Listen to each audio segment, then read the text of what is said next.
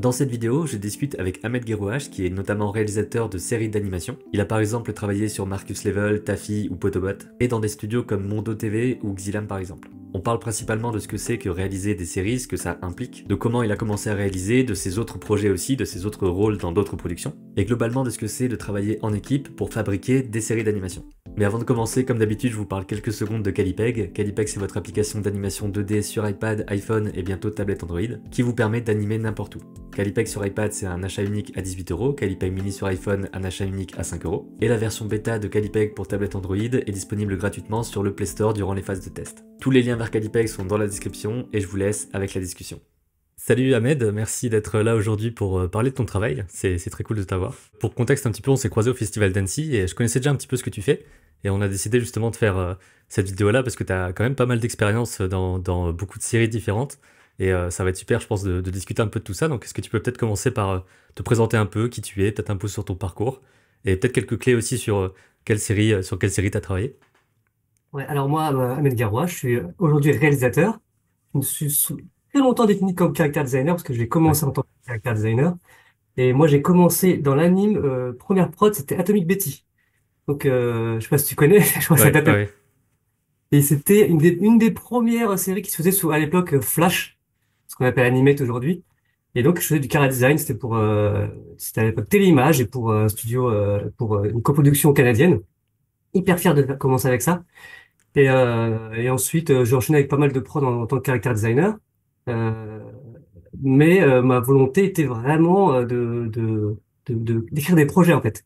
Et avec un pote à moi, qui on a fait les Gobelins, Alexandre, on a écrit des bibles, mais depuis que qu'on travaille dans l'anime, on écrivait plein de bibles. Alors les bibles, c'est ce qu'on présente à un producteur. Quand on a un projet, on fait une bible graphique et littéraire. Toute notre carrière, on a toujours écrit des bibles et pendant 10 ans, sans jamais réussir à en placer une. Faut être tenace, hein. Et c'est Oui, parce que c'est un truc où il faut justement aller convaincre plein de gens, en fait. C'est ça qui est toute la difficulté. Et justement, il y en a une à un moment donné qui a permis de débloquer quelque chose. Mais ça, je pense qu'on peut peut-être s'arrêter un peu là-dessus, sur le côté Bible. Parce que parfois, je regarde les travaux des gens qui regardent les vidéos, etc. Et il y en a qui veulent justement qui ont un projet de série, des choses comme ça, des choses très ambitieuses dès le début, souvent. Des fois, aussi, j'essaie de dire, bon, peut-être pas imaginer que ça va se faire tout de suite, etc. Et qu'est-ce que tu conseilles de faire comme chose un peu centrale dans une Bible? Parce que souvent, les choses que j'ai, c'est j'ai fait mes persos, j'ai à peu près une histoire, mais ça s'arrête à peu près là, quoi. Il y a pas de choses très étoffées. Donc, comment t'étofferais un projet pour une Bible de quelqu'un qui essaie de lancer un truc, quoi? Alors moi, au tout début, j'avais réussi à avoir un exemple de Bible via justement Téléimage. Alors Ouais. j'ai vu un contact avec qui je voyageais dans le train, qui travaillait chez Téléimage en IT, etc. et qui m'a fait rencontrer Philippe Alexandrie à l'époque, qui est maintenant à la boîte Watchnext. Et il m'avait filé une Bible d'un projet qu'il faisait pas, donc ça leur rapportait peu.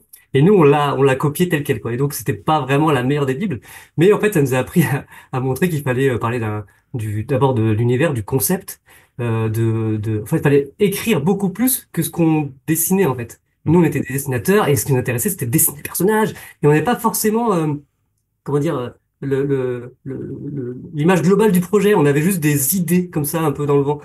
Euh, mais malgré tout, on n'a pas réussi à vendre de projet, et moi, c'était quand je travaillais à l'époque, Mondo TV, je travaillais sur Sherlock Yak en tant que car designer, et c'était Eve Baron qui m'avait proposé m'avait demandé si j'avais un projet. J'avais un projet à lui présenter. J'en avais pas vraiment, mais j'ai toujours en tête des idées. Et moi, quand on me demande si j'ai un projet, je dis oui. Et puis, Et après, tu vois. et après, je le vois. Et donc, ça m'a forcé à l'écrire. Moi, je suis un peu procrastinateur. C'est-à-dire que tant qu'on me dit pas que feu vert, je me lance pas. Mais en revanche, quand je le fais très vite. Et pour le coup, c'était Marcus Level à l'époque que j'avais écrit. En fait, j'ai réussi à le sortir franchement en un week-end, perso et Bible. Mais j'avais déjà beaucoup réfléchi au concept. Et en fait, euh, pour le coup, ce qui était important, c'est de bien développer l'univers dans lequel on est, de bien développer les relations des personnages et les thématiques qu'on veut aborder en fait.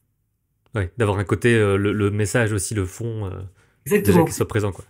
Exactement, parce que en fait, Mark Level, c'était sur le jeu vidéo, donc il fallait que comprendre. Je connais quand même l'univers du jeu vidéo. Je voulais faire hommage un peu aux jeux auxquels moi j'avais joué quand j'étais plus jeune, Super Nintendo en l'occurrence. Et, euh, et, euh, et en fait, oui, trouver la cohérence dans tout ça. et se dire, est-ce que j'ai la possibilité de raconter plusieurs histoires avec ça? C'est-à-dire au moins 52 histoires, parce que nous, c'était du 52 fois 11 minutes. Ouais. Et donc, parce que on peut avoir un concept très fort et tout, trop bonne idée et tout, mais au bout de trois histoires, qu'est-ce qu'on en fait? Et puis souvent, le concept vole en éclats, on sait plus quoi en faire et tout. Donc, c'est Des fois, important de... c'est peut-être plus un projet de d'unitaire ou de court métrage en fait qu'on a et on se dit il faut que j'en fasse une série et tout alors que c'est pas nécessaire quoi. Exactement. Oui, oui, c'est pour ça qu'il faut... En gros, moi, quand j'écris mon projet, je me dis, OK, je dois fabriquer un bac à sable pour les scénaristes et pour les storyboarders et pour tout le monde après. C'est-à-dire que je vais pas... Parce que même t'es pas si... forcément scénariste dessus ensuite, c'est ça aussi qu'il faut prendre en compte, ouais.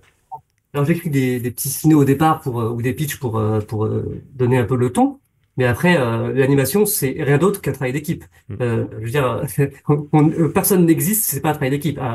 Bon, il y a des génies, hein. Je crois que le réel de Flo, il est pas mal un génie, ce gars-là, parce qu'il arrive à Ouais. faire une chose tout seul.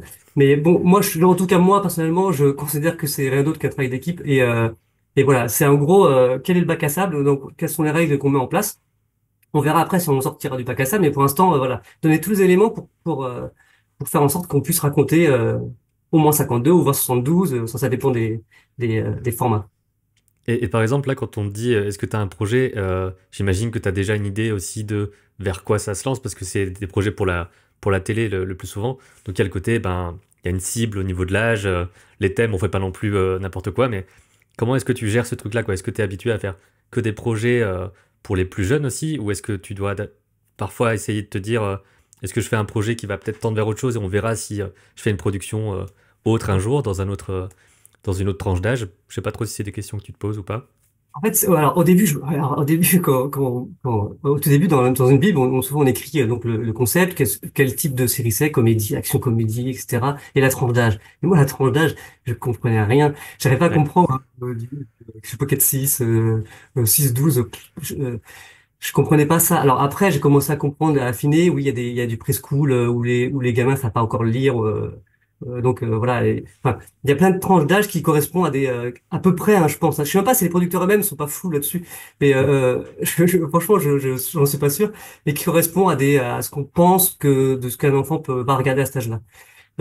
C'est hyper complexe parce qu'aujourd'hui, enfin, j'ai l'impression que les gamins, enfin, les plus jeunes, ils ont des sources enfin, pour voir des choses dans tous les sens de YouTube, machin, etc. Donc, qu'est-ce que vous regardez un petit après? Moi, je sais pas. Alors après, peut-être l'échelon des normes aussi.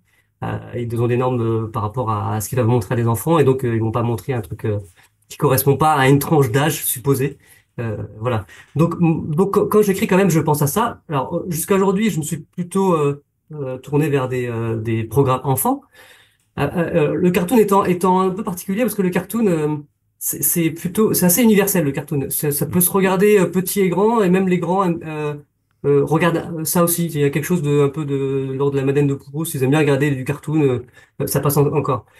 Après moi faire Arcane, j'en suis incapable et, et, euh, et ils le font très bien chez Fortiche. D'ailleurs c'est comment dire euh, le dirigeant de Fortiche, et j'étais au Gobelin avec lui, on était ensemble au Gobelin, Pascal Charrue. Mhm. C'est celui qui a réussi, Pascal. Donc, mais, euh, mais, euh, mais oui.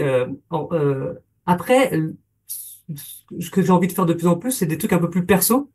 Alors même si dans tout ce que j'ai écrit moi personnellement, il y avait toujours du perso, du personnel. En fait, c'est toujours caché derrière des personnages un peu grotesques, caricaturaux. Euh, Après, voilà, aujourd'hui, j'ai des envies qui me donnent, qui vont vers des trucs un peu plus personnels. Après, est-ce que ça rentre dans le cadre d'une production qui va se vendre dans le monde entier, etc. Ça, c'est plus compliqué. Mm. À voir.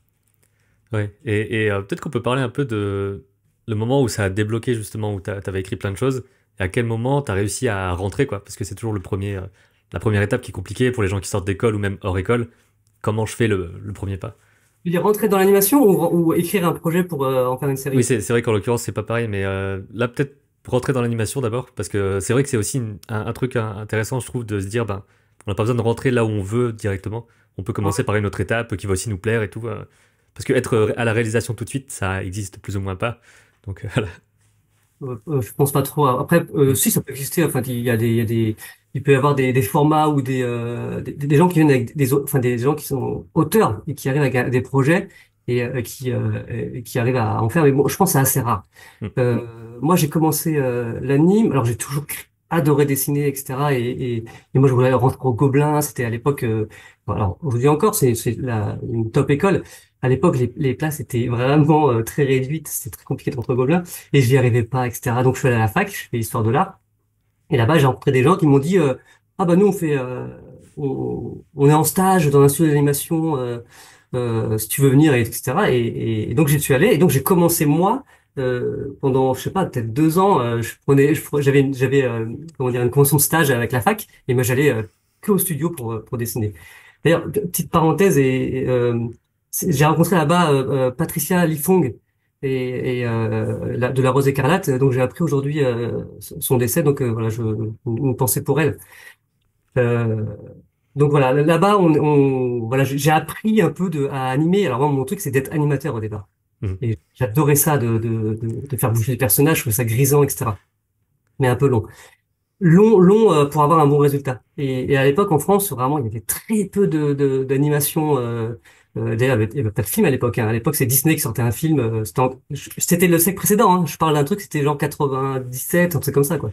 Donc c'est que Disney qui faisait des films. Enfin, c'était hyper rare d'avoir des films d'animation en France. Donc je me suis dit, je ferais pas d'animation en France. Donc j'ai réussi à faire. Donc j'étais pas trop mauvais au chara design.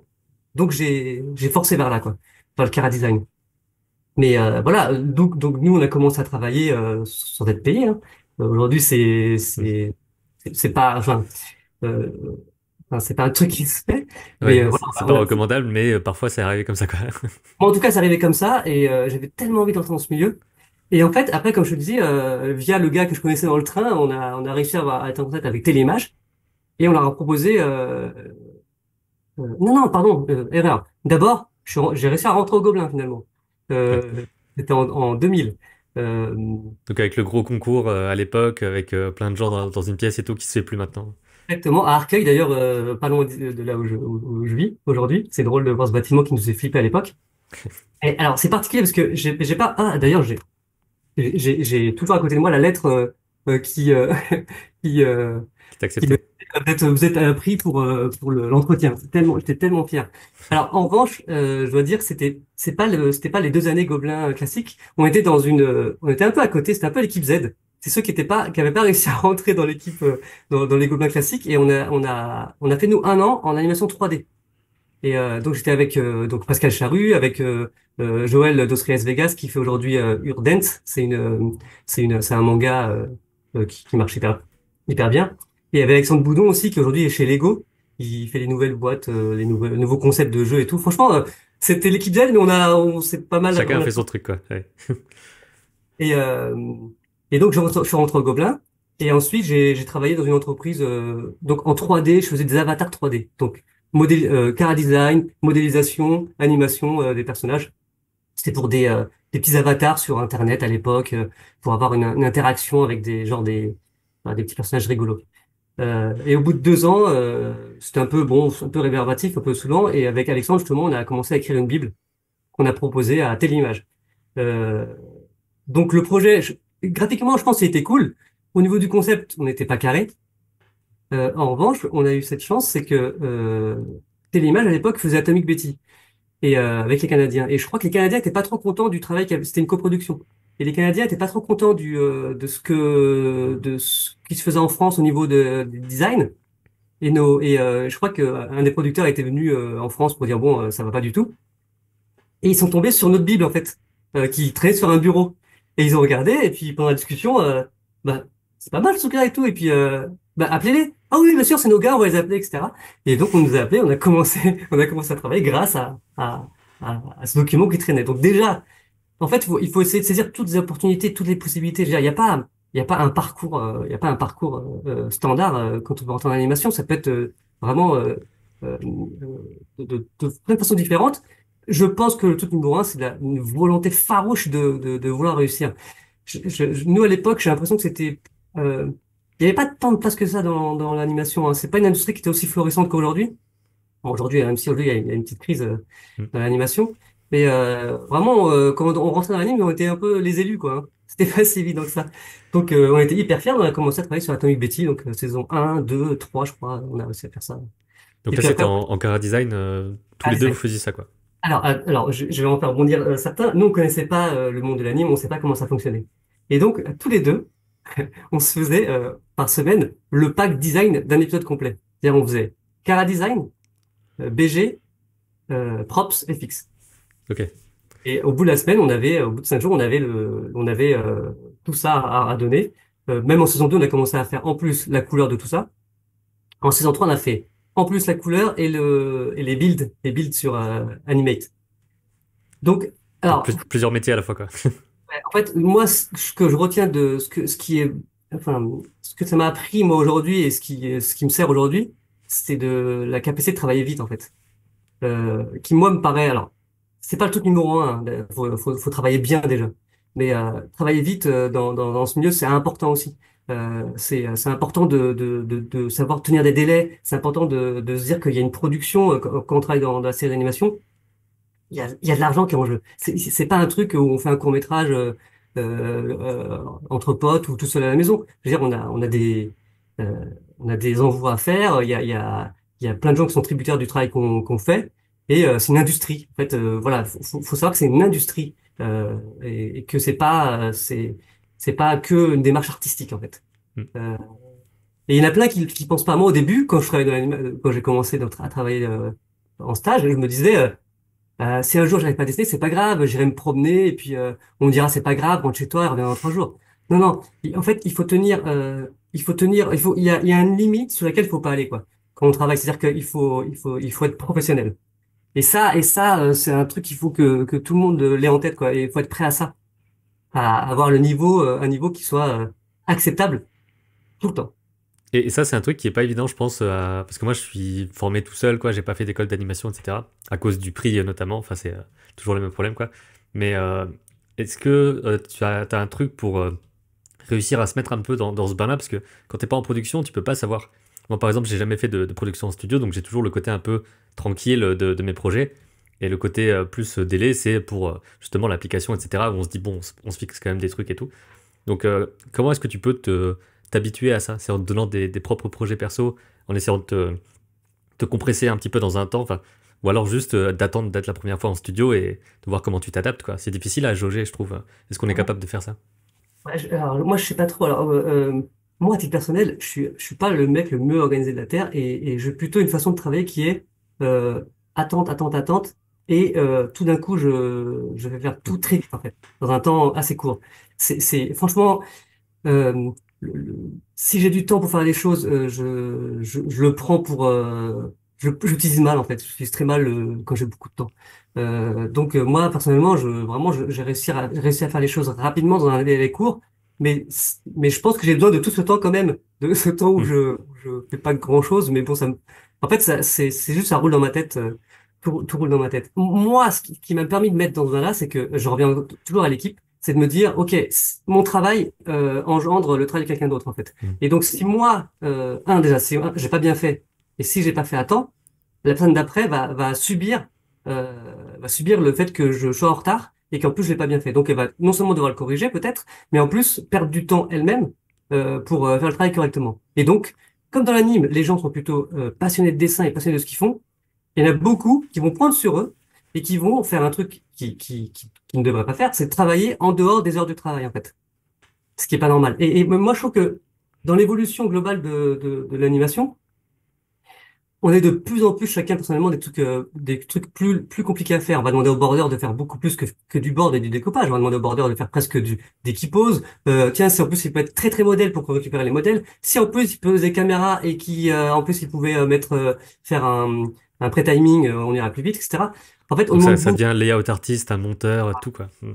Storyboarder, moi, j'ai toujours été fasciné par les storyboarders. Je trouvais que c'était les héros de l'animation. Tout le monde est important, hein, mais moi, ça me fascinait. D'ailleurs, j'étais pas storyboarder à la base, mais j'ai appris à le faire parce que quand tu veux être réalisateur, vaut mieux savoir border. Enfin, c'est ma vision. Si tu bordes pas, c'est compliqué. Euh, je reviens, ouais. Donc voilà, le travail d'équipe. Et je trouve que parfois, les gens dans l'animation, il y en a qui connaissent pas assez les étapes en fait. Donc ils vont être sur leur poste et leur tâche sans comprendre. Alors ils vont faire un truc, mais en fait, est-ce que ce que tu donnes, t'as donné toute l'information pour le suivant? C'est-à-dire, faut imaginer que le suivant, il parle pas ta langue, même si c'est pas vrai. Hein, on imagine qu'il parle pas ta langue. Vous êtes d'une autre planète. Il va falloir qu'il comprenne tout de ce que tu donnes sans devoir te demander. Donc il faut donner le plus d'infos possible. Alors peut-être je dévie de ta question de départ, hein. Y Mais a pas en de tout cas, problème. moi, c'est ce truc de me dire, OK, je dois être rigoureux en temps et en qualité de travail dans le cadre d'une production d'équipe. Quand tu es tout seul, bah, je sais pas, moi j'ai du mal à me donner des objectifs, genre Ouais. ce soir, là, je suis pas quelqu'un qui fait des tableaux Excel, machin et tout, c'est vraiment pas mon truc. Et d'ailleurs, c'est pour ça que moi, bah, souvent je suis entouré de des bonnes personnes qui savent faire ça autour de moi parce que je tiendrai les délais, etc. Et je vais pas organiser la production, quoi. Et ça, c'est bien aussi de se dire qu'on n'a pas besoin de tout faire, parce que sinon, ça peut être un poids énorme. On en parlait dans une vidéo, au moment où on parle, elle n'est pas encore sortie, mais dans les écoles, on forme des gens très généraux aussi, et pas des spécialistes. Donc il y a ce côté un peu, tu connais un peu tout, donc c'est intéressant. Mais après, ça manque de spécialisation vraiment, ce qui peut causer des problèmes après quand tu rentres dans le milieu. Donc toi, tu as appris petit à petit, en fait, pas mal d'étapes, et donc tes points forts, on va dire, c'est cara design, storyboard, donc mise en scène, etc. Et écriture, quoi. Donc ce sera surtout ces trois choses-là qui te permettent de comprendre ensuite tout le reste et de bien gérer, j'imagine.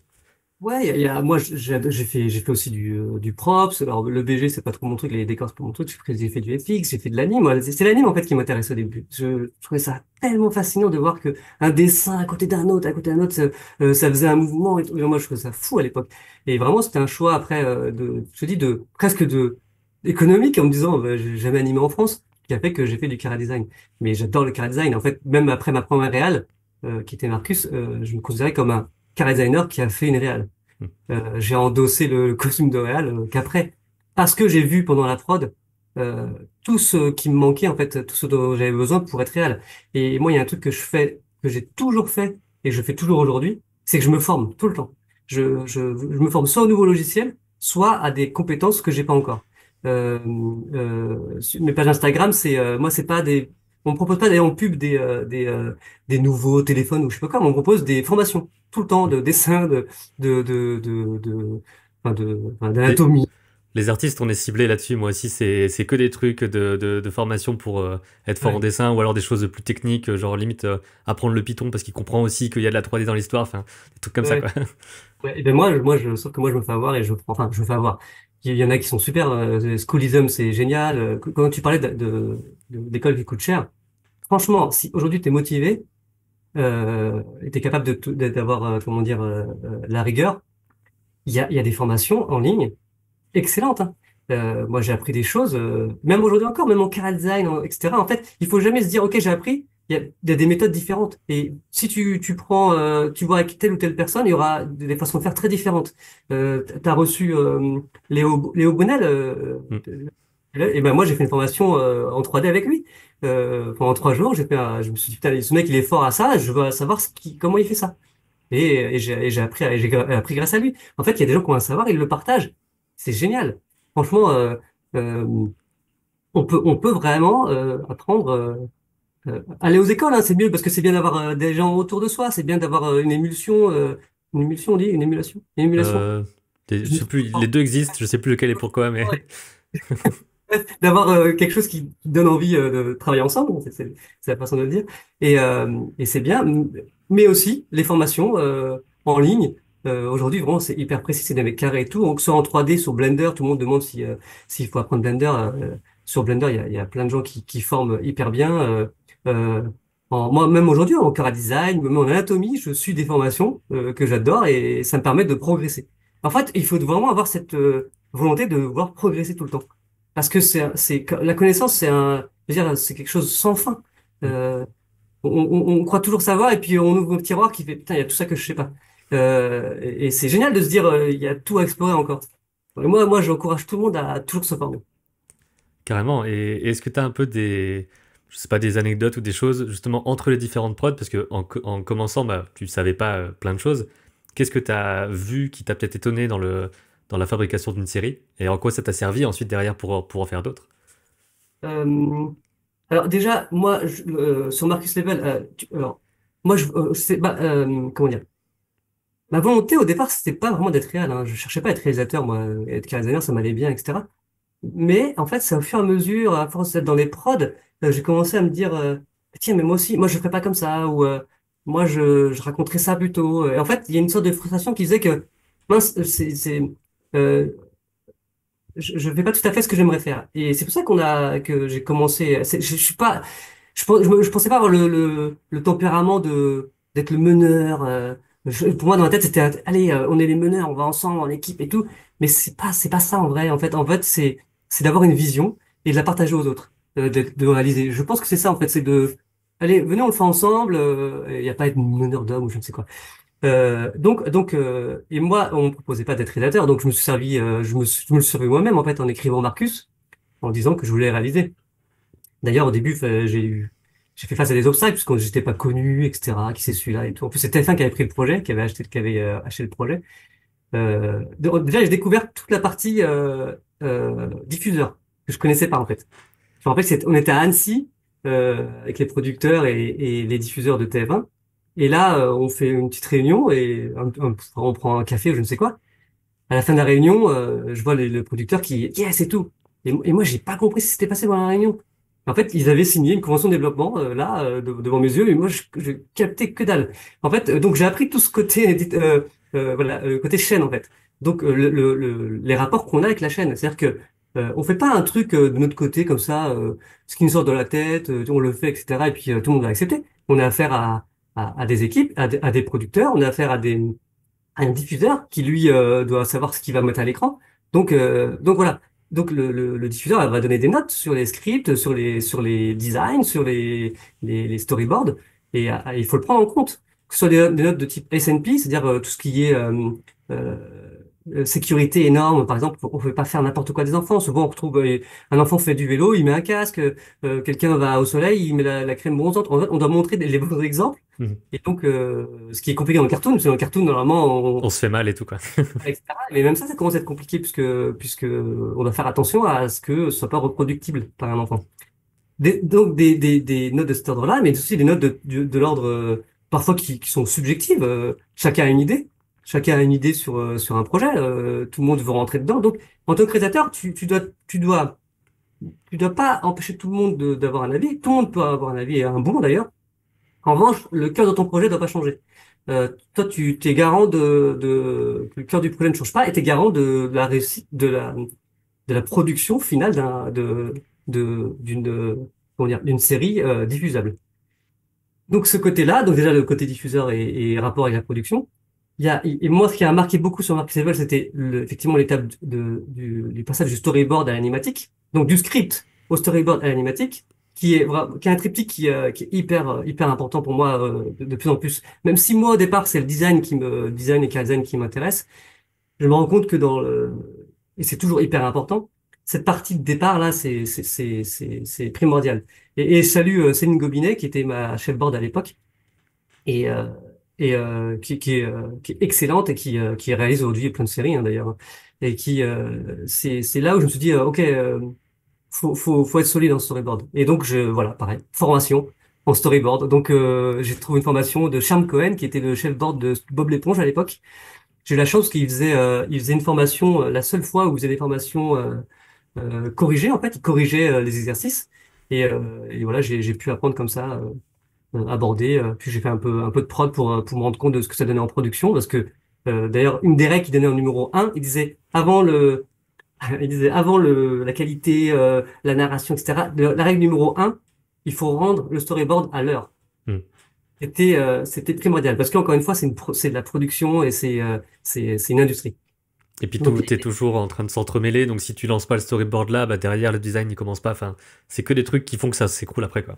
en fait, c'est le travail de série d'animation, en tout cas, c'est un travail en chaîne. C'est-à-dire que chacun a quelque chose à faire et les épisodes partent les uns après les autres dans un calendrier qui doit être respecté, en fait. Après, les directeurs de prod se tirent les cheveux pour remoduler les, leur tableau Excel pour savoir comment faire rentrer cet épisode-là par rapport à cette étape qui n'a pas été faite, etc. Parce que quelqu'un a du retard, etc. Donc voilà, c'est jamais très évident. Donc je répète le plus possible, essayer de respecter les délais, quoi. Ouais.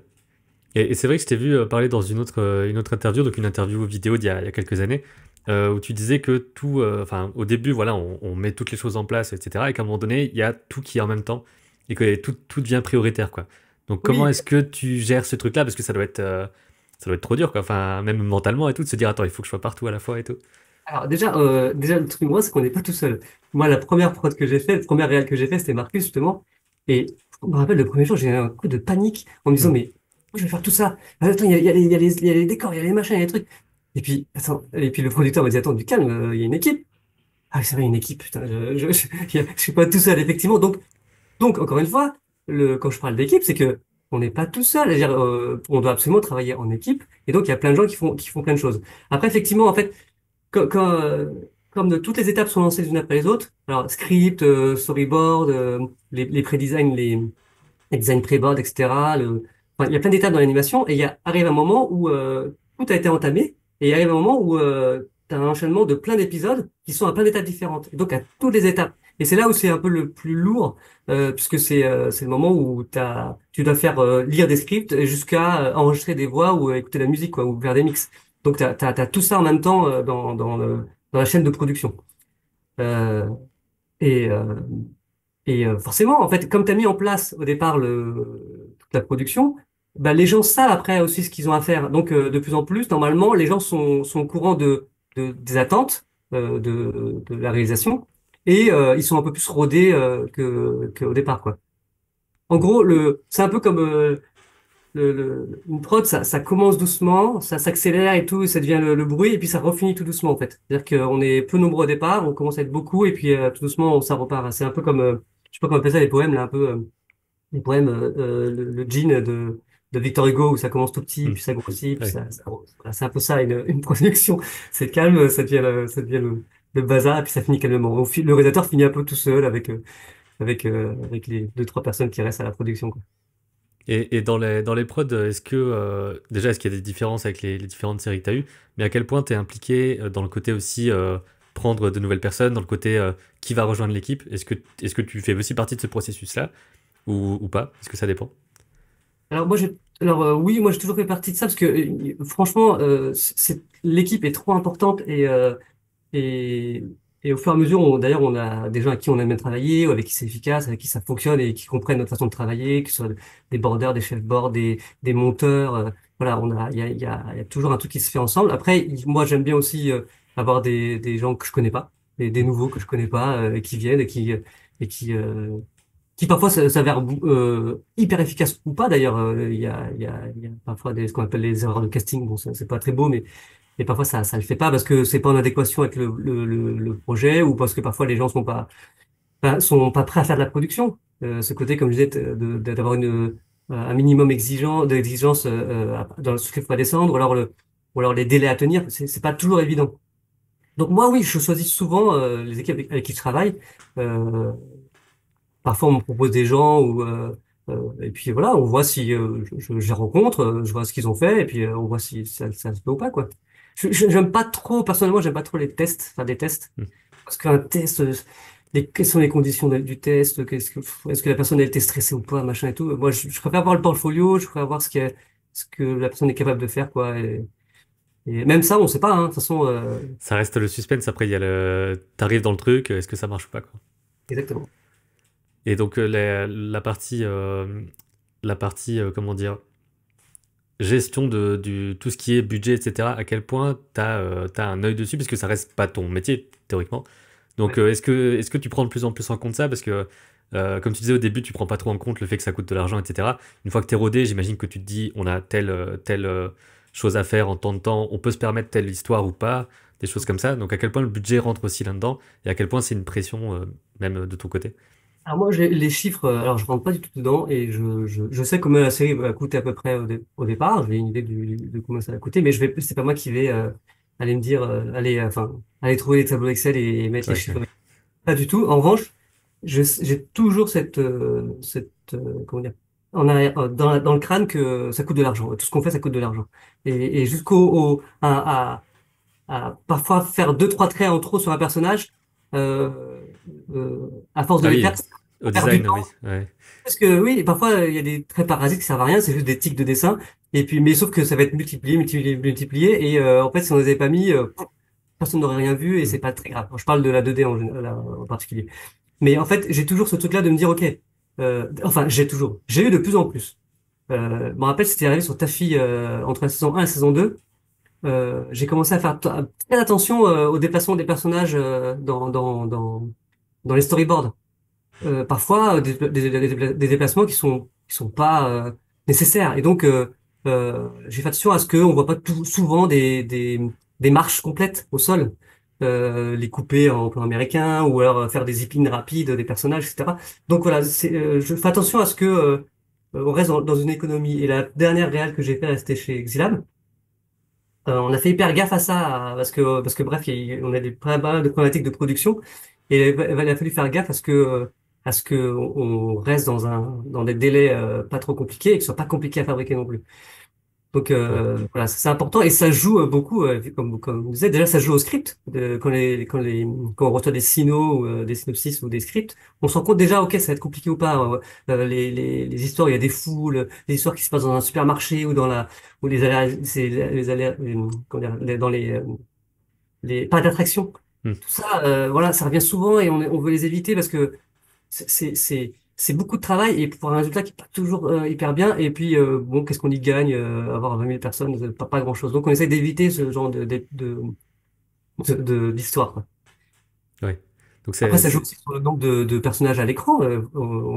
Quand j'avais fait le premier board, le pilote de Gigantosaurus, et c'était en 3D, et on m'avait dit, on veut un nombre de plans limité, genre 110 plans, je pense que c'était du 11 minutes. Mais on veut pas qu'il y ait plus de trois personnages par plan selon sur Mm. 30% des plans. C'était hyper précis comme ça parce qu'il y avait une économie de fabrication après. Et donc et forcément moins tu mets de personnages à l'écran, plus tu fais des cuts pour montrer l'un puis l'autre. Donc c'était assez compliqué à gérer, mais bon c'est un exercice à faire aussi. Et puis il n'y a pas que encore une fois il n'y a pas que ce qui me passe par la tête quoi. Il y a des réalités de production. C'est-à-dire que euh, euh, dans un cadre qui est celui-ci, comment s'épanouir, comment être content de ce qu'on fait, comment trouver ça cool, comment être fier de soi quoi. Parce que c'est quand même nous on dessine. Ce qu'on aime c'est dessiner, raconter des histoires d'abord, mais et dessiner. Au départ c'est dessiner. Mm. Il faut que ça reste une partie de plaisir aussi. Et par rapport au fait de travailler en 2D et en 3D, parce que tu as surtout fait de la 2D avant d'arriver sur de la 3D aussi, enfin, au niveau chronologie, quoi. Et dans la 2D, si je me trompe pas, hein, c'était surtout de la 2D en Puppet, je crois pas qu'il y ait eu de 2D tradi. Donc ça fait que c'est déjà euh, un, un type de production où tu fais beaucoup de réutilisation, en tout cas au maximum, par rapport à de la 2D traditionnelle. Donc quelle est la différence pour toi entre 2D et 3D? Est-ce que tu te donnes plus de liberté, même niveau layout et tout ça en 3D, ou pas? Parce que ça reste un truc plus souple en tant que tel. Alors moi j'ai une formation de 3D d'ailleurs au Gobelin, Ouais. mais je n'ai jamais fait de prod 3D. Parce que à l'époque, je me rappelle, c'était 3ds Max. J'avais l'impression que c'était une galère. On ne voyait pas le résultat de ce qu'on avait. Enfin, c'était pas comme aujourd'hui sur Blender du temps réel ou sur Unreal. Aujourd'hui, on voit en temps réel le résultat de ce qu'on fait. Avant, tu faisais plein de trucs et tu lançais un rendu qui durait une nuit et puis tu voyais l'image, c'était horrible. Donc moi, ça m'a gavé. Je préférais. J'aime bien aller vite en fait. Et donc la 2D permettait ça. Donc, je saurais pas trop te dire, même si aujourd'hui, avec justement Blender, etc., ça me donne envie j'ai refait un peu de 3D et tout, des modélisations, etc. Mais en prod, aujourd'hui, je travaille qu'en 2D. Alors, quand tu dis oui, de la puppet, il y a le digital, on dit aujourd'hui Mm. aussi, en fait, sur Taffy, on a fait quand même beaucoup de posing pré-board, pour pas avoir justement ce côté puppet, pas trop expressif, quoi. Donc, et avec l'équipe de Chef Anime, voilà, ils ont trouvé des méthodes pour qu'on ait l'impression que c'est de l'anime, alors pas tradi parce que ce serait mentir, mais ce soit assez fluide pour être acceptable pour du cartoon en tout cas. C'est vrai que maintenant c'est assez impressionnant les animes dans Animate ou dans Mo ou les choses comme ça, où t'as un rig, ça reste de la pupette, mais tu le sens plus quoi.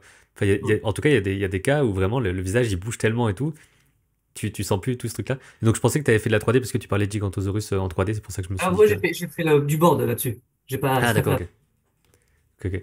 Donc bah, en board justement, est-ce que tu te dis c'est de la 3D, on a un peu plus de marge et tout, ou alors vu qu'il y avait ces contraintes de attention, pas trop de gens, machin, dans le cadre, j'imagine que ça a aussi fait ça a aussi joué sur le board, quoi. Parce que c'est vrai que le board, pour moi, en tout cas dans les projets perso, c'est le truc où tu t'éclates, où tu essayes plein de trucs, tu fais des choses super complexes des fois en caméra, parce que des fois tu te dis, je fais un board, je sais pas s'il va être fait ensuite, quoi. C'est juste un projet board.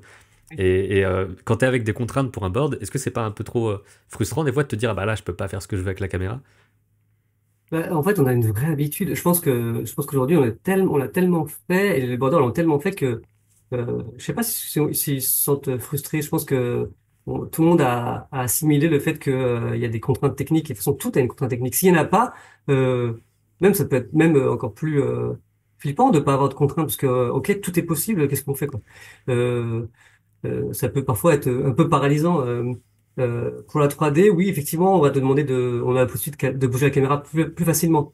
Donc parfois, d'ailleurs, moi je trouve que parfois pas très bien utilisé parce que parfois on va faire des mouvements de caméra qui servent pas à grand-chose. En Hmm. fait, quand on place une caméra, c'est pas hasardeux, c'est pas pour comment dire, c'est pas pour faire joli. Un placement de caméra, ça donne une info. Et un mouvement de caméra donne aussi une info. On peut pas juste parce que ah, ce serait cool de faire ça, le faire. Moi, j'ai l'impression en tout cas. Euh, euh, En 2D, oui. Alors, on va faire attention un peu plus attention au mouvement de caméra parce que va falloir faire tout le décor en plus. Si tu fais un pan, va falloir faire un très long décor, etc. Donc, c'est plus lourd. En 3D, c'est un peu moins. Il y a quand même des contraintes, celle-là un peu moins parce que tu as quand même un set de comment dire dans lequel tu dois un set en 3D dans lequel tu dois évoluer. Donc, tu peux pas faire tout et n'importe quoi. Euh, donc voilà. Ok. Et tu as parlé du fait d'avoir travaillé sur une saison 1 puis une saison 2 d'une série. Comment ça marche là-dessus? Parce que une fois que tu arrives à la saison 2, bah, tu as déjà ton pack de persos principaux, tu as déjà pas mal de décors, etc. Est-ce qu'il y a un truc particulier quoi, du passage d'une saison à une autre? Ou alors si tu arrives et que tu réalises une saison 2 alors qu'une saison 1 existe, je sais pas si ça t'est arrivé. Là, je commence, Ouais. là, je commence une série là que je réalise la saison 4 de Jamie à des tentacules. Donc oui, donc là je suis dans le comme tu dis exactement le contexte, c'est-à-dire que il y a des choses qui ont été faites avant. Donc là j'ai déjà regardé la première saison complète de Jamie. Je vais regarder les deux autres encore pour savoir tout ce qui a été fait. Je note voilà ce qui a été mis en place. J'essaie de voir ce qui a changé entre les épisodes. Voilà, il y a quand même une tonne d'informations à prendre en compte, que ce soit visuel ou au niveau de la narration. Je suis en plein dedans, je suis en plein dedans. D'ailleurs, je suis en train de faire le storyboard là, du premier épisode de la saison. Et justement, ça me permet ok, comment où ils sont installés quand ils mangent, qu'est-ce qu'ils font, quel est voilà, quel est le type de mise en scène qui a été mis en place à l'époque. Après, moi, je suis moi, donc je vais aussi mettre de ce que moi je sais faire et ce que j'aime bien aussi. Mais tu peux pas faire table rase de ce qui a été fait avant. En plus, qui a été plutôt bien fait, hein, très bien fait même d'ailleurs. Donc voilà, je rentre dans les pas de ce qui a été fait et je vais au fur et à mesure, de toute façon avec les équipes aussi. En fait, il y a toujours on parle toujours d'institutions, de machin, etc. Tout dépend des personnes en fait. Hmm. Je veux dire, au début, je me disais être réalisateur, c'est être ça, être telle personne, tu vois. Mais non, mais être réalisateur, c'est être toi-même. Je veux dire, on peut être que soi-même. Euh, on fait comme on est en fait. Et plus le comprend et plus on est efficace en tout cas. Oui, c'est ça. Comme on disait, il y a beaucoup de choses à faire, mais c'est accompagné par plein de gens et tout. Je me demande justement comment, parce que ça évolue aussi dans la production. Là, tu es sur du storyboard par exemple. Mais une fois que tu es dans la production, c'est quoi un peu ta semaine, on va dire est-ce que tu te dis, alors là, il faut que j'aille vérifier le storyboard d'un côté là-bas, et ensuite aller voir telle personne parce que je dois vérifier de l'anime. Comment est-ce que tu répartis tout ça? J'imagine qu'il y a une personne qui te dit, là, il faut faire ça, ça, ça, parce que sinon, on peut pas s'en sortir. Donc ça ressemble à quoi un peu une semaine type, même si je sais qu'elles évoluent aussi avec la prod. Ah, moi, j'ai un planning, de toute façon, j'ai un planning qui fait que la production, la production sait ce qui doit avancer et sait où on se trouve chacun. On a des assistants réalisateurs, des chargés de prod, directeurs de prod, etc. Et là, eux savent où en est chacune des personnes qui travaillent sur la série et à quelle étape elle en est. Donc moi, je dois être celui qui valide les étapes des personnes, déjà qui briefent les personnes avant qu'ils travaillent, et ensuite qui valident leur travail pour pouvoir avancer. Donc la production, elle sait qu'elle doit envoyer, enfin tel épisode doit arriver à telle étape, donc je dois avoir vu ce qui a été fait et l'avoir validé à ce moment-là. Donc, dans une journée, c'est vraiment hyper large. Ça peut commencer par un brief board. Je peux lire des textes, faire un brief board avec les storyboarders, le chefboard, aller voir ce que le propsman a fait comme travail et valider, aller à un mix. Enfin, vraiment, ça dépend des étapes. Il y a pas quelque chose. Euh, on suit pas. En fait, on fait pas un épisode de A à Z, puis le suivant. Ouais. Vraiment, on lance des épisodes les uns après les autres et on doit les suivre tous en même temps. Donc oui, heureusement qu'il y a plein de gens qui travaillent et qui ont aussi la mémoire de tout ça, quoi. Donc ça veut dire que dans les tâches que tu as à faire, c'est super varié, donc il y a aussi un côté touche à tout forcément. En tout cas, tu as affaire à plein de trucs différents. Donc là, tu dis, ok, je dois penser son, et l'après-midi, tu vas penser image. Donc tu as un truc qui est finalement pas répétitif en vrai. Donc ça, c'est intéressant, je pense. En fait, faut penser tout en tout. Et en plus, apporter des réponses claires et rapides. Mm. Ce qui peut être, par exemple, parfois pour des gens, mais pour moi, c'est important de très vite faire un choix, en fait. Euh, faut faire un choix. Alors, on peut se tromper, hein, on peut se tromper et l'admettre, d'ailleurs, hein, parfois, de s'être trompé. Hein. Mais en tout cas, il faut faire un choix parce que la personne qui vient de te voir, elle a besoin d'avoir un avis et elle a besoin d'avancer aussi. Donc faut vraiment faut trancher en fait. C'est ça qu'on demande au réalisateur, de choisir en fait. Tout le monde sait ce qu'il a à faire. Hein. Je veux dire, le réalisateur il sait pas mieux que les autres. Et d'ailleurs, vaut mieux que les gens autour du réalisateur soient meilleurs que lui dans toutes les étapes Ouais. qu'il a à voir en fait. Et il faut s'entourer des meilleures personnes possibles.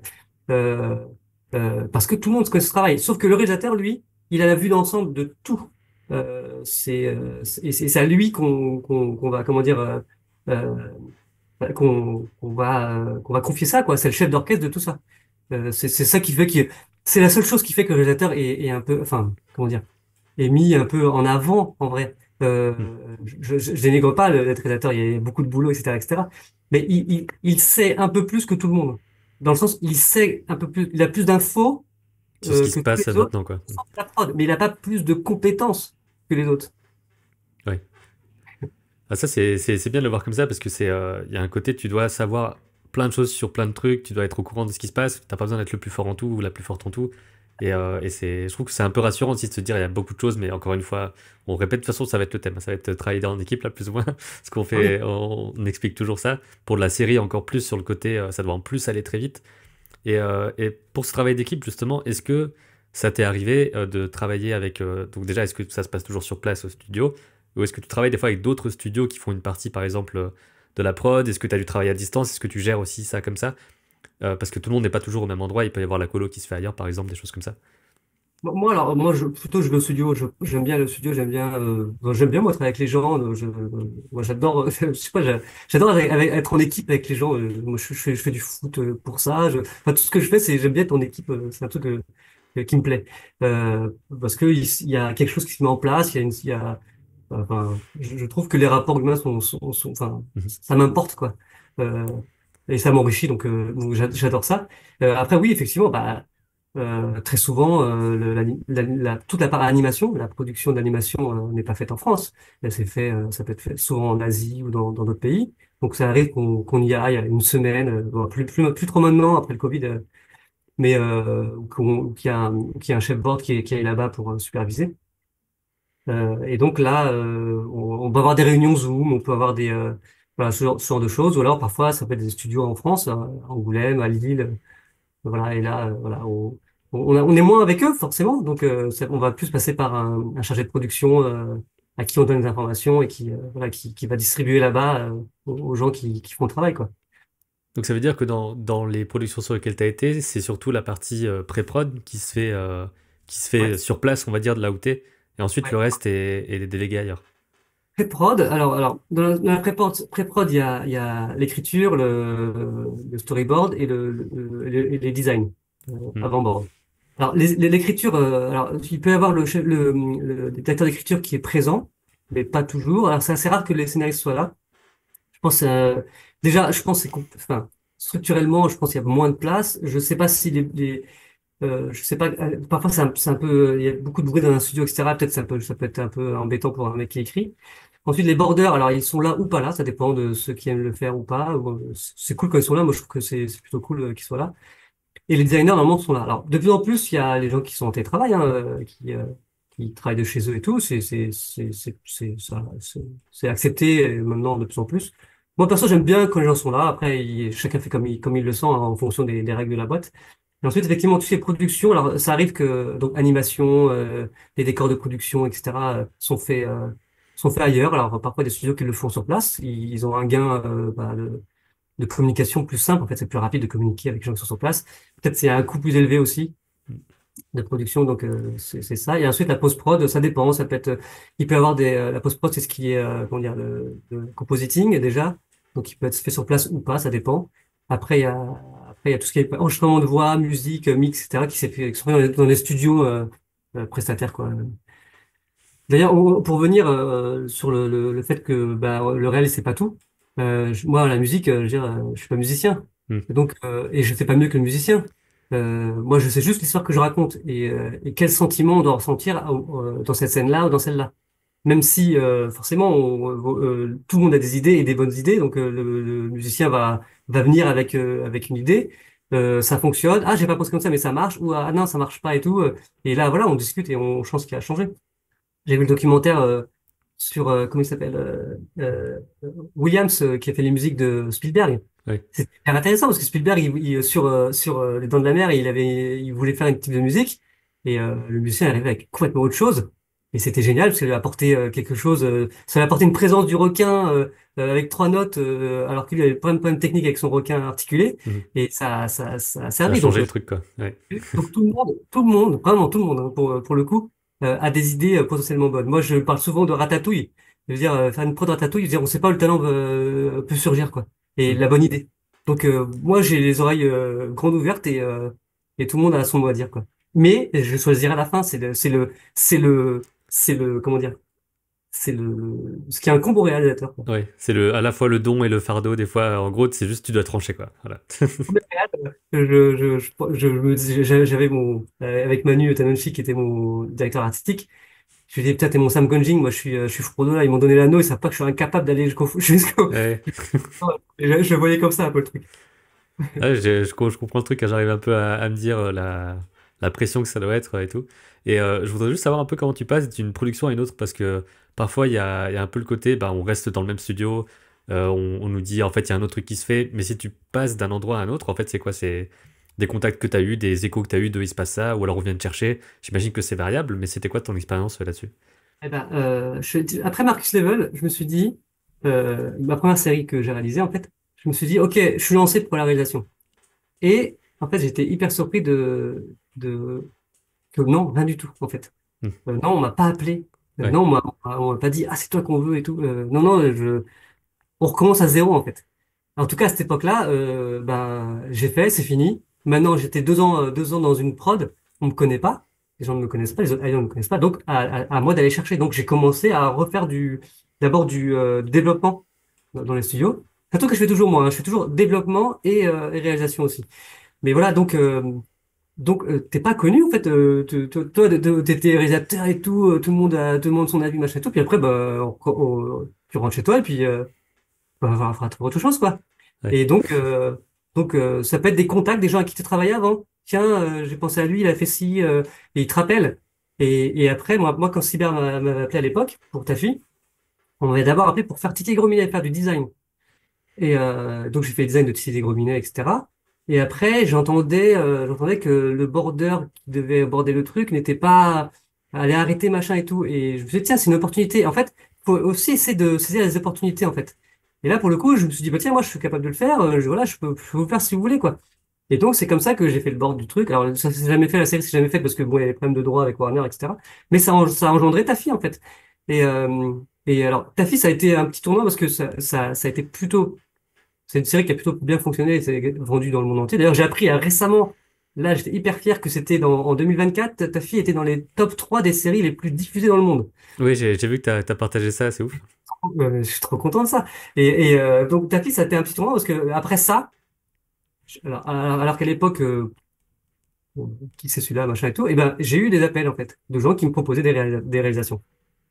Parce qu'il y a pas d'aller chez Xilam, le studio dans lequel je voulais absolument travailler quand j'ai commencé dans l'anime. Donc j'étais fier d'avoir travaillé là-bas. Et puis voilà, maintenant enfin, plutôt on m'appelle pour des projets. Ou alors moi je vais écrire un projet et aller voir un producteur, soit c'est qui je travaille, soit que je connais déjà pour lui proposer le projet. Ok. Mais Et oui, donc proactif. tu continues à avoir des projets que tu écris sur le côté, des choses comme ça. Enfin, tu notes des idées régulièrement. Est-ce que tu es du genre à te dire, il faut que je vais écrire un truc et tu l'écris, ou alors est-ce que c'est juste qu'il y a tout le temps des choses qui te viennent et tu as une note possible, le truc à faire, et tu notes, tu notes, tu notes. J'ai l'impression qu'il y a deux profils un peu. Alors oui, j'ai toujours des projets. D'ailleurs, il y en a un là qui est qui est au stade de pilote, que j'avais fait, qui a été greenlighté par Gulli d'ailleurs, mais qui dans la conjoncture là compliquée fait que pour l'instant la série ne se lance pas. Donc Mm. j'espère qu'elle va quand même se lancer. On verra bien. Donc sinon, en fait, alors j'ai essayé d'ouvrir un document Word, d'écrire, tu sais, les concepts que j'ai. Tiens, tu vas Ouais. faire ça, ça, ça, ça, ça. Mais en fait, je me rends compte que je fonctionne vraiment pas comme ça. Et moi, ça doit être dans ma tête. Et si elle est assez bonne, l'idée, normalement, dans le temps, elle va rester dans ma tête. Si elle est un peu brouillonne, normalement, elle va partir, quoi. Et c'était pas une si bonne idée que ça.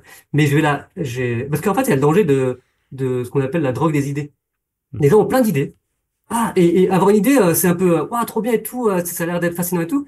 Mais il y a autre chose, c'est de les réaliser, en fait, c'est d'aller jusqu'au bout du process. Parce que combien d'idées sont laissées comme ça, sur le bas-côté, de, Ouais. de, de l'autoroute des idées. Donc, pour moi, le but, c'est d'aller au bout. Alors, c'est peut-être moins enthousiasmant d'aller au bout d'un travail parce que c'est compliqué et long, mais au bout du compte, ah, c'est satisfaisant, quoi.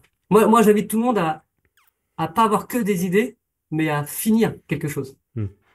Parce C'est pour que, ça que je suis vraiment un gros avocat des projets courts, un peu durs, mais faisables. Enfin, c'est un peu tout. À chaque fois qu'on me dit comment je fais pour apprendre telle chose, je dis, bah, fais un truc qui soit pas trop long. Tu veux juste faire trois plans d'une mini-séquence de quelque chose. T'essaies de voir comment tu peux faire avec le design et tout ça. C'est pour ça que je fais ben, un très court métrage là, que je veux faire en quelques mois, où ça va durer 45 secondes, 30 secondes. Et à côté, j'ai mon court métrage un peu plus long. Mais lui, il prend des années, donc c'est un peu le truc au long cours, quoi. Là, je me dis, je me donne jusqu'à avril pour faire un truc. Et normalement, ça devrait le faire, quoi. Je vais essayer et tout, mais c'est la première fois que je suis aussi pressurisé tout seul. Et donc, je vais essayer de faire ça, quoi. Mais mais c'est super important d'avoir ce genre de choses-là. Sinon, on est juste perdu dans des trucs énormes. Je vais faire un long métrage. Enfin, mais oui. En terrible. fait, c'est le syndrome. Moi, j'ai acheté en fait de donner des cours aux gobelins d'ailleurs après avoir galéré à être rentré. En Ouais. fait, c'est ce que j'appelle les étudiants le syndrome du saumon. Ils ont l'impression que le film qu'ils font, c'est le film de leur vie. Après, ils vont mourir, quoi. Donc, ils mettent tout machin et tout. Il y aura des fous, il y aura des machins et tout. Et puis parfois, ils se cassent la gueule parce que c'est trop compliqué. Ils n'y arrivent pas parce que travailler en équipe, il faut apprendre à le faire aussi. Ils se rendent pas compte. Tout le monde n'a pas, enfin, tout le monde n'est pas réalisateur en vrai. Et il va falloir suivre une idée. Et Mm. parfois, il faut se mettre au service de l'idée, il faut accepter ça. Euh, donc voilà, c'est pas le film de la vie. Il y a d'autres opportunités, mais il faut faire en fait. Parce que parfois, voilà, effectivement, être hyper ambitieux. Au début, on a une petite idée, et puis après, oh, je fais ça, et puis ça devient un truc énorme, et puis ça n'existe plus, quoi. Ça n'existe Ouais. pas parce que c'est infaisable. Bah, c'est ça, d'où le fait dont on reboucle avec le début. Si on veut faire quelque chose, rien qu'avoir une bible graphique, avoir des choses vraiment concrètes de je veux faire une histoire, ok, bah montre-moi. Bah, si t'as rien à montrer, t'es pas bien loti, quoi. Donc il faut avoir un truc pour dire j'ai commencé en fait à faire quelque chose et j'y mets assez d'envie pour l'avoir fait parce que sinon tu te dis je vais aller te faire de l'animation, bah qu'est-ce que t'as animé? Ah bah j'ai jamais rien animé, j'ai trop peur de le faire. Et après finalement tu t'es bloqué, quoi. Donc c'est un truc global. Déjà, faire un truc fini, à faire un film, j'ai un storyboard, c'est un film, hein. Un storyboard mis en animatique, c'est déjà un film. Après, quand il est en couleur, animé et tout, c'est beaucoup plus regardable, etc. Mais déjà, faire une animatique, c'est faire un film. Et on peut lire, on comprend l'histoire, on comprend lire des sentiments, on comprend tout ça dans une animatique, en fait. C'est le film en noir et blanc, hein. Donc, Ouais. déjà, faire ça en finir un, deux, trois, quatre, déjà il y a quelque chose. Après le produire c'est encore autre chose, faut de l'argent, faut plus de temps, etc. Mais déjà faire, je pense, si tu veux faire des histoires, fais des boards déjà. Mm. C'est C'est vrai que ça c'est le meilleur truc et c'est le truc qui peut souvent manquer de bah en fait j'ai fait des personnages sous tous les angles et encore parce que souvent quand on débute on n'a pas tendance à faire plein de pauses et tout et après bah t'es juste ouais mais du coup l'histoire j'ai un petit texte et je sais pas du tout vers quoi tu vas partir en termes d'ambition de mise en scène et tout y a rien quoi. Enfin oui parce c'est que les gens, compliqué de se figurer parce que j'imagine que la personne a plein de choses en tête Mais moi, quand je dois regarder et me dire, ok, qu'est-ce que j'en pense, machin, là, je suis un peu paumé, quoi, à ce moment-là. Oui, parce que je sais pas, la chapelle Sixtine, le plafond, tu vas pas en faire une entière et dire ouais finalement bof et en faire Hmm. une autre. Je veux dire, il va falloir préparer d'abord. Donc vaut mieux faire des croquis de la chapelle du plafond de la chapelle Sixtine plutôt que de terminer. Et là, en faisant les croquis, on voit non plutôt comme ci, plutôt comme ça. Donc voilà, pour moi le storyboard c'est pas le brouillon parce que c'est péjoratif, c'est le film. Le storyboard et l'animatique sont le film en noir et blanc, sans la musique peut-être, sans les vraies voix, etc. Mais c'est le film en fait, c'est le plan du film en fait. Donc Hmm. faire ça, déjà, c'est faire un petit film. Carrément. En tout cas, j'encourage tout le monde à se lancer dans ces choses-là. Si on a des ambitions de réalisation, de faire des choses courtes et de réussir comme ça en étudiant des storyboards qui existent sur YouTube. Il y a plein de comparatifs, film Voilà. final versus storyboard. Il y a des cours de storyboard pas très chers en ligne et tout. Enfin, normalement, il n'y a pas de problème là-dessus. Après, il faut juste le faire, forcément. Et peut-être pour finir, j'aurais juste une question sur le côté plus dose de travail et aussi ressenti au niveau bah, du travail, quoi. Combien de temps tu travailles dans la semaine? Est-ce que c'est à quel point c'est très prenant ou t'as pas vraiment de pause jamais, quoi? Est-ce que tu dois travailler en dehors des heures, des choses comme ça quand tu es réalisateur? On a l'impression qu'il va y avoir ce côté aussi surcharge. Est-ce que c'est ton cas ou pas? Alors, je pense que ça dépend. Je pense que ça dépend de chacun comment il prend les choses. Euh, le storyboard a tendance à beaucoup, comment dire, beaucoup gratter sur le temps de travail en dehors du travail, quoi. Sur le temps de vie, en fait. Parce que, en fait, quand tu fais du board, quand même, tu es en train d'y penser, tu y penses quand même beaucoup, tout le temps.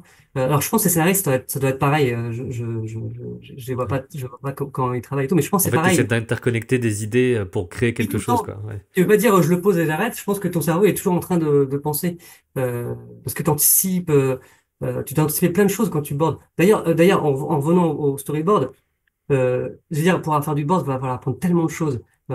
La perce pour les décors, du posing, l'anatomie, va falloir apprendre presque de l'anime pour les poses clés. Va falloir apprendre la mise en scène, où placer les caméras, etc. Donc franchement, c'est hyper complet comme comme exercice entre guillemets. Donc si on veut avancer. Mais en tout cas, là, tout ce qui est alors moi. J'avais tendance à laisser déborder dans mon temps de vie et je le fais de moins en moins. J'essaie de rester dans mon temps de travail au taf. Après, c'est toujours, bien sûr, s'il y a des synopsis qui tombent, faut mieux les lire et les préparer à l'avance. Si, il y a une réunion qui va arriver, il faut les préparer à l'avance, etc. Et tu le fais en dehors de ton temps. Mais en tout cas, il faut pas que faire, en tout cas, une série d'animation, c'est un marathon, c'est pas une course, c'est pas une course, un sprint. Donc, tu as une énergie qui doit être égale à peu près sur toute la prod, ce qui est presque 2 ans.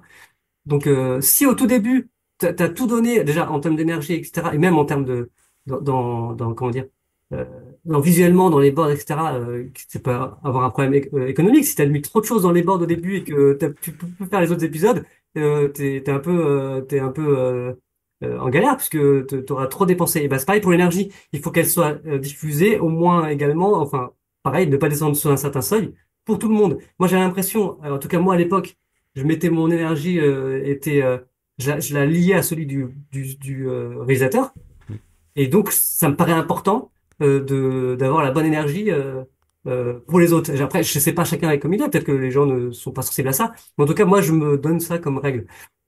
Donc voilà, il faut s'être reposé correctement pour être efficace le matin quoi et rebelote. Je veux dire on recommence tous les jours quoi. Ouais, parce que est-ce que pour toi c'est quelque chose de très stressant ou est-ce que tu le gères bien? Ça peut être les deux, hein. Ça peut être très stressant et qu'on y arrive. Il y a plusieurs cas différents. Moi, ça m'arrivait d'être hyper enthousiaste déjà. Bon, le truc numéro un, moi, c'est l'enthousiasme. C'est un truc j'adore. Je sais pas, j'adore quand les gens, au tout début, quand je faisais du chara design d'ailleurs, euh, quand quelqu'un d'autre dessinait, quand je voyais les bordeurs qui dessinaient mes personnages, je trouvais ça dingue, je trouvais Hmm. ça fou. Je fais purée. J'ai l'impression qu'ils me caressaient avec leur, Ouais. leur idée de synthique, quoi. Je trouvais ça, waouh, trop, trop, trop, trop cool. Et puis, parfois dessiner avec des expressions auxquelles j'avais pas pensé et tout, je trouve ça génial. Donc, euh, pardon, je me perds dans mon enthousiasme, mais c'était quoi la question? En fait, est-ce que pour toi c'est très stressant et comment tu gères ça s'il y a des phases de stress? Donc, et oui, en revanche, il y a parfois des phases de stress quand ça vient soit parfois pour des problèmes de, comment dire, ça peut arriver des problèmes d'ego en fait.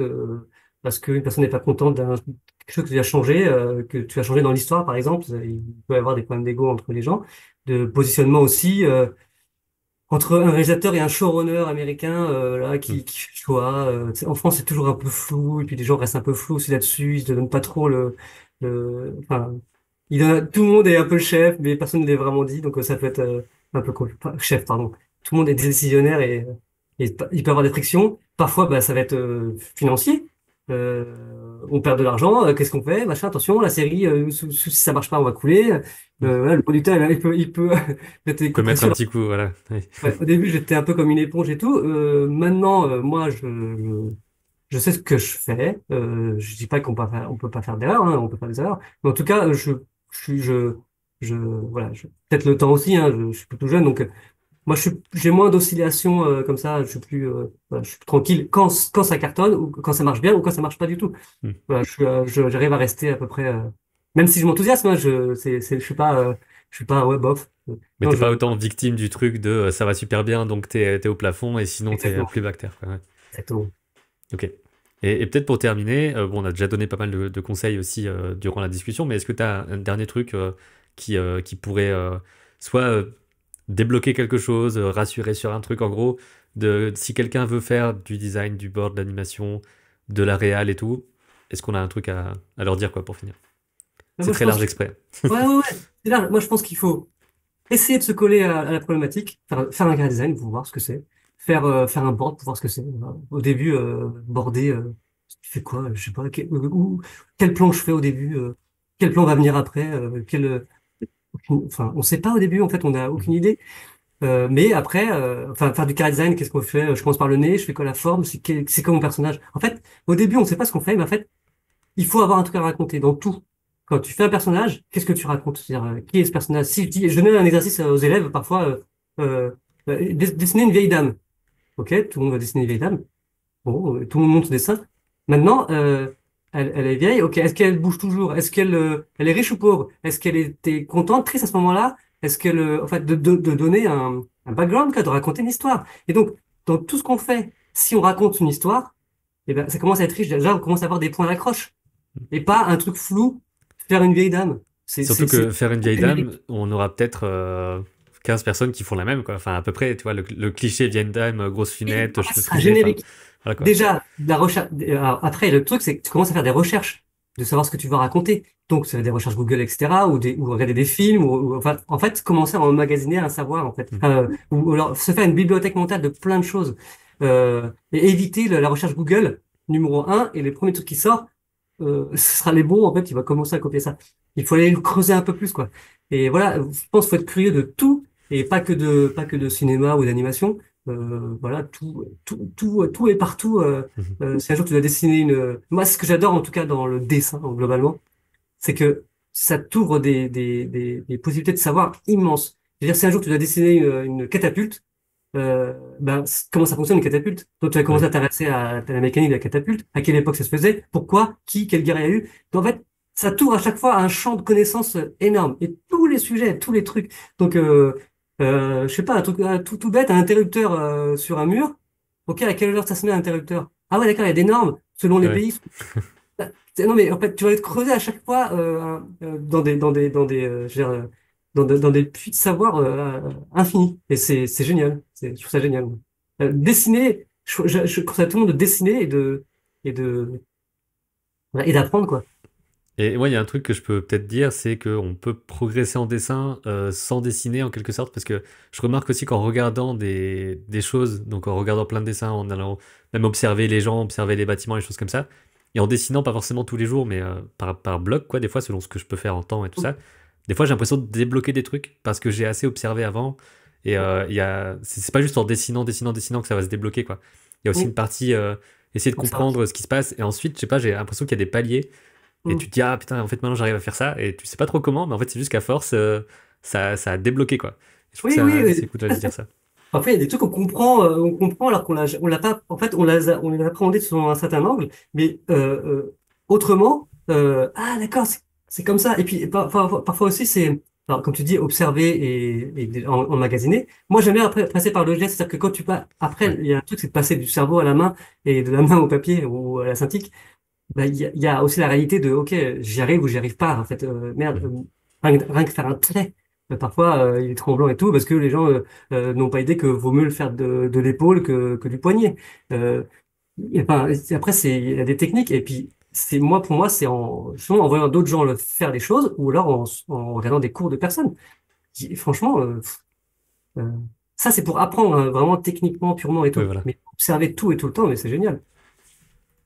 Carrément. Bah, voilà, ce sera, je pense, le conseil de fin. Observez tout, restez toujours avec de la curiosité et faites des trucs concrets pour montrer vos idées, parce que si vous voulez qu'on les voit, bah, il faut les faire, quoi. Bah, merci beaucoup pour tout ça. J'invite les gens à aller bah, voir les séries sur lesquelles tu as travaillé. Je mettrai en lien en dessous je sais pas, un lien IMDb, quelque chose où on peut voir tout ce que t'as fait.